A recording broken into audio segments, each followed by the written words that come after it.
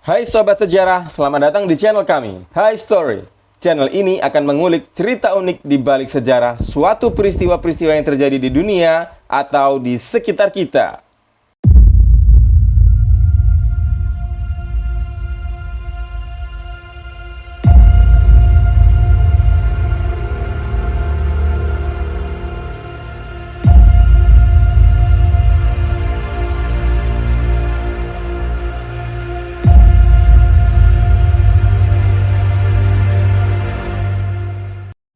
Kali ini kita akan mengulik tentang uang.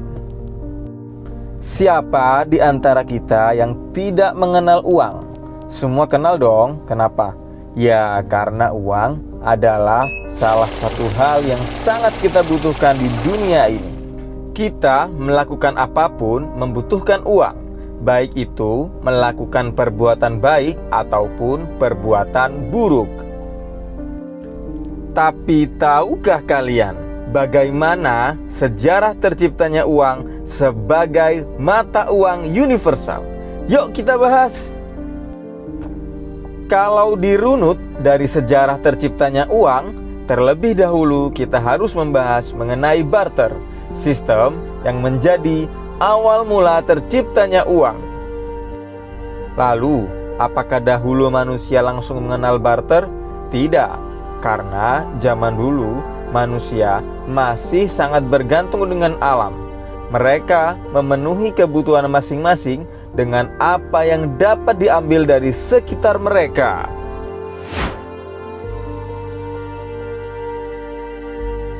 Pada zaman dahulu, manusia bertani dan berkebun untuk memenuhi kebutuhan protein nabati mereka, dan juga melakukan kegiatan berburu hewan di alam liar untuk memenuhi kebutuhan protein hewani mereka.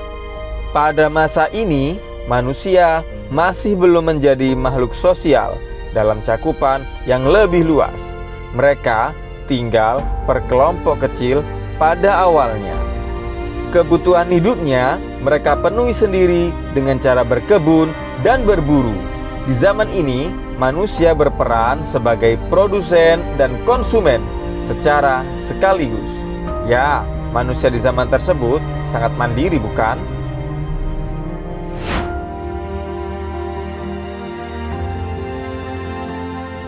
Manusia yang awalnya kelompok kecil tersebut tumbuh dan terus berkembang. Kelompok mereka membesar dan rasa penasaran mereka membuat mereka bertemu dengan kelompok lain. Dan ketika mereka melihat bahwa kelompok lain memiliki sesuatu yang tidak mereka miliki, mereka sadar akan hal itu. Dan mereka berpikir, bagaimana caranya untuk memiliki sesuatu tersebut ya? Sehingga tercetuslah konsep barter atau tukar-menukar barang satu dengan barang lain yang memiliki nilai serupa. Karena belum ada standar khusus terkait nilai, tinggi atau rendahnya nilai barang saat itu ditentukan dari kebutuhan dan keinginan manusia terhadap hal tersebut. Sistem barter lambat laun mulai menemui kendala. Kendala ini terjadi ketika di antara kedua belah pihak tidak menemukan kesepakatan terkait nilai tukar. Hal inilah yang memicu manusia untuk berinovasi, sehingga menciptakan uang komoditas atau uang barang.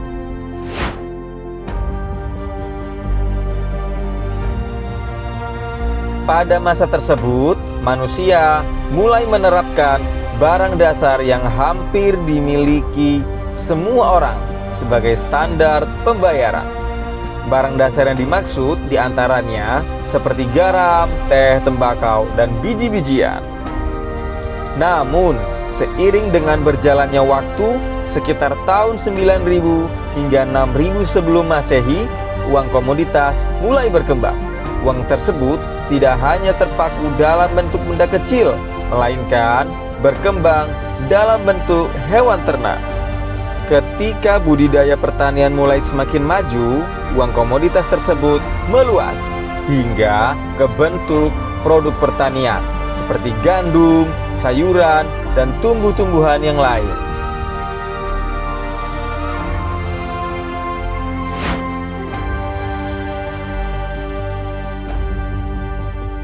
sekitar 1200 sebelum Masehi, uang primitif mulai digunakan.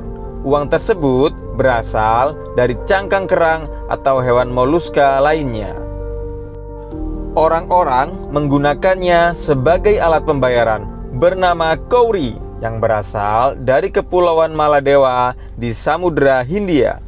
Kauri menjadi barang berharga sejak awal peradaban Cina dan India yang kemudian dibawa melewati sepanjang rute perdagangan ke Afrika. Orang Eropa kemudian menamainya wampum. Wampum berfungsi sebagai mata uang di pasar. Jenis uang barang berbeda-beda di setiap belahan dunia, tergantung perkembangan masing-masing peradaban. Secara umum, uang adalah benda yang disepakati masyarakat umum sebagai alat tukar dalam aktivitas ekonomi. Kehadiran uang memudahkan transaksi jual beli barang dan jasa, sehingga menjadi lebih efektif dan efisien.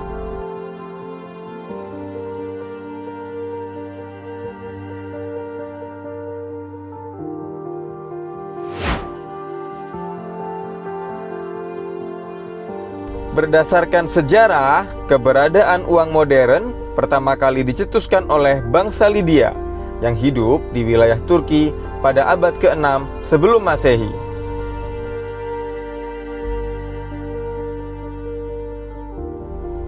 Uang tersebut terbuat dari campuran emas dan perak, berbentuk seperti kacang polong.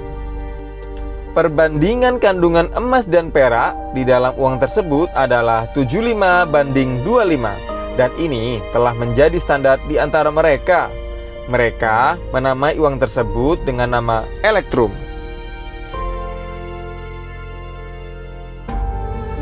Uang logam kemudian pertama kali diciptakan pada tahun 560 sampai 546 sebelum Masehi oleh Croesus di Yunani. Dalam sejarah uang, bangsa Yunani dikenal sebagai penemu uang logam pertama. Bangsa Yunani mencetak berbagai jenis uang logam yang nilainya mereka tentukan sendiri berdasarkan nilai dari bahan dasar pembuatannya. Seiring berjalannya waktu, akibat keterbatasan bahan baku uang logam, yaitu emas dan perak, tercetuslah ide untuk membuat uang kertas.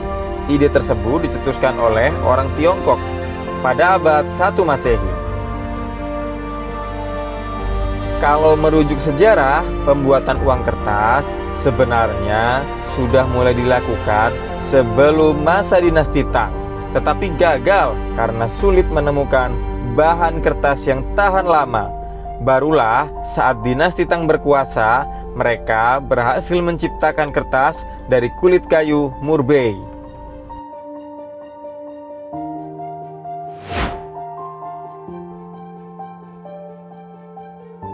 Nah, sobat sejarah, sekarang jadi tahu kan bagaimana asal-usul uang yang kita gunakan saat ini? Berawal dari manusia sebagai makhluk yang mandiri, menjadi lebih interaktif menggunakan metode barter. Lalu, kebutuhan yang terus berkembang membuat mereka berpikir untuk mencoba membuat standar baku nilai suatu barang yang dikenal dengan nama uang. Dimulai dari uang komoditas hingga kini menjadi uang modern. Kalau kita coba renungi sesaat, uang adalah nilai yang bisa digunakan menukar sesuatu dengan sesuatu yang lain. Uang digunakan untuk pemenuhan kebutuhan hidup dari manusia. Itu adalah prinsip dan tujuan awal diciptakannya uang. Semoga bagi kita uang tetap pada fungsinya, yaitu pemenuhan kebutuhan hidup dari manusia. Semoga bagi kita ia tak pernah beranjak dari pemenuhan kebutuhan hidup menjadi tujuan hidup manusia. Hidup kita jauh lebih bernilai daripada sesuatu yang hanya dapat dinilai oleh manusia. Hidup kita memiliki tujuan. Tujuan sebenarnya adalah kehidupan setelah kematian. Semoga uang yang kita miliki mampu membantu kita untuk mencapai tujuan terbaik kita. Amin ya Rabbal Alamin. Kami dari High Story pamit undur diri dulu. Semoga bermanfaat.